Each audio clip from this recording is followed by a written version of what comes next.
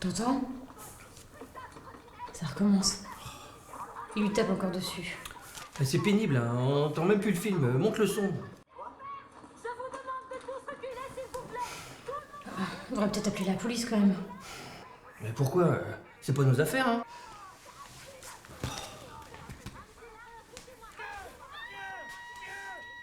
Bah quand même, hein. Ça a l'air particulièrement violent ce soir. Laisse tomber, je te dis. Et puis viens t'asseoir.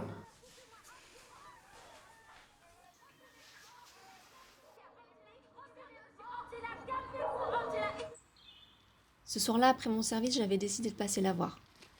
C'était presque devenu un rituel. On buvait un café et on bavardait. J'avais fait sa connaissance un soir qu'elle était venue se réfugier à la gendarmerie, suite à une nouvelle dispute avec son mari.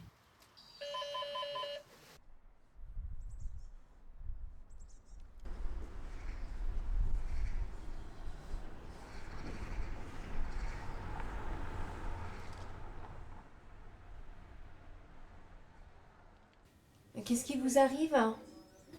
Bon, je vais vous ouvrir. Ce n'est pas la première fois. Pourquoi vous n'êtes pas venu plus tôt? Vous en avez parlé à quelqu'un? À qui voulez-vous que j'en parle? À vos enfants, à votre famille ou à votre médecin? Mais qu'est-ce que ça aurait changé? Bon. Il existe un nouvel outil qui permet de mesurer le degré de protection dont vous avez besoin. On va regarder ça ensemble.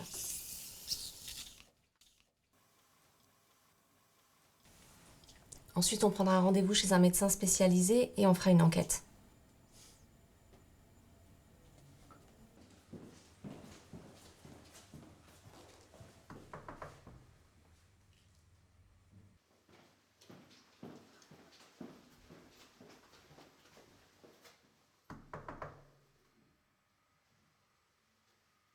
Vous n'avez rien remarqué, rien entendu venant de l'appartement d'à côté? Bah non, mais nous, on s'occupe pas des affaires des autres, hein. Non, et puis avec la télé, on n'entend rien du tout. Hein. Ouais. Et puis de toute façon, hein, ce qui se passe chez les autres, hein, ça ne nous regarde pas, hein. Vous avez bien une petite idée quand même, vous savez bien s'il est violent ou pas. Bah non, il avait l'air très gentil, il disait toujours bonjour. Bah oui, c'est pas comme elle, hein. Elle dit bonjour à personne, et à peine polie, hein.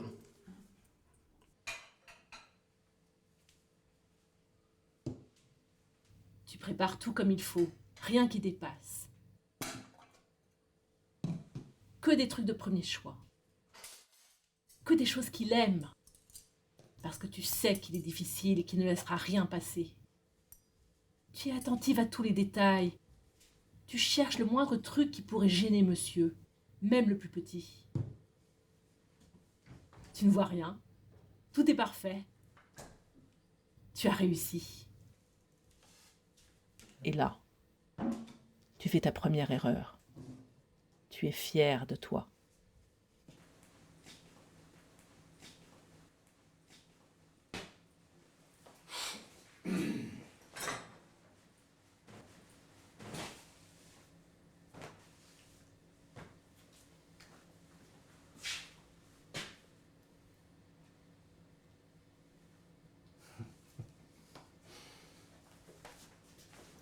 Oh, dis donc, c'est prêt. Waouh, tu t'améliores. Mes efforts paient. Merci. Attends, j'ai pas fini. Lève-toi. Lève-toi, je te dis. Tourne un peu là sur toi-même. Vas-y, tourne. Mais attends, tu sais que bientôt tu pourras plus tourner dans la cuisine là? Je rêve ou t'as pris du cul? Espèce de grosse vache! Ah, tu vas pas chouiner, hein? Serre-moi! Serre-moi, je te dis!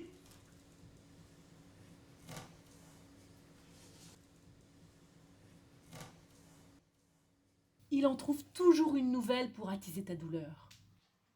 Un peu comme les picadors avec le taureau. Il pique, le sang coule, tu t'épuises, tu n'as même plus la force de réagir.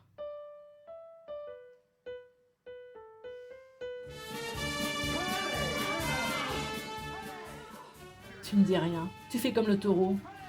Tu crois encore qu'à un moment tu vas pouvoir le faire valser, pouvoir le piquer avec ces putains de cornes qui te fait pousser sur la tête depuis des années.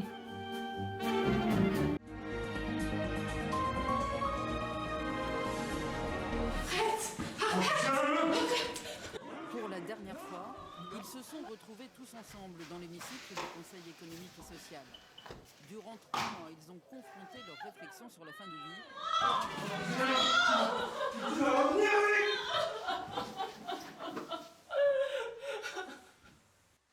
Après l'enquête, elle n'avait pas voulu porter plainte. Elle n'avait pas été élevée comme ça. On devait vivre avec. Même si les coups portés faisaient de plus en plus mal depuis que les enfants étaient partis. Alors, de ma propre initiative, j'avais décidé de passer la voir de temps en temps pour parler. Pour lui montrer qu'elle n'était pas seule. Qu'il existait des solutions, qu'elle pouvait partir, aller en foyer. Bon, c'est pour aujourd'hui ou pour demain? Je t'ai fait ton plat préféré. Eh ben, serre-moi au lieu de parler.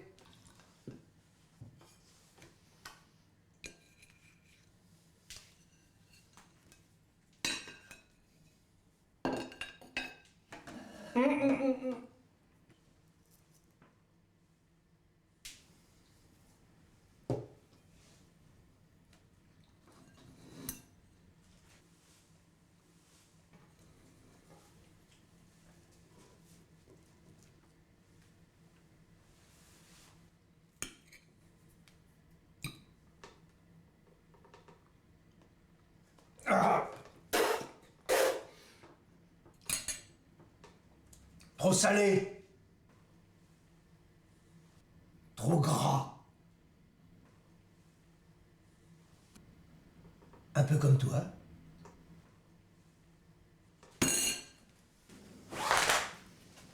Tu sais ce que ça veut dire?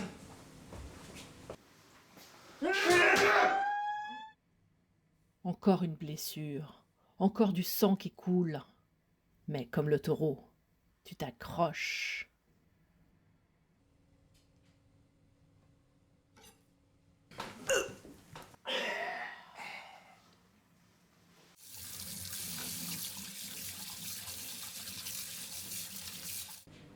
Christine, vous êtes là? Ça va, Christine? Ah bonsoir Fabienne, c'est gentil d'être passée. Dites-moi Fabienne, 5 minutes, ça suffit comme temps de cuisson pour 2 oreilles et une queue?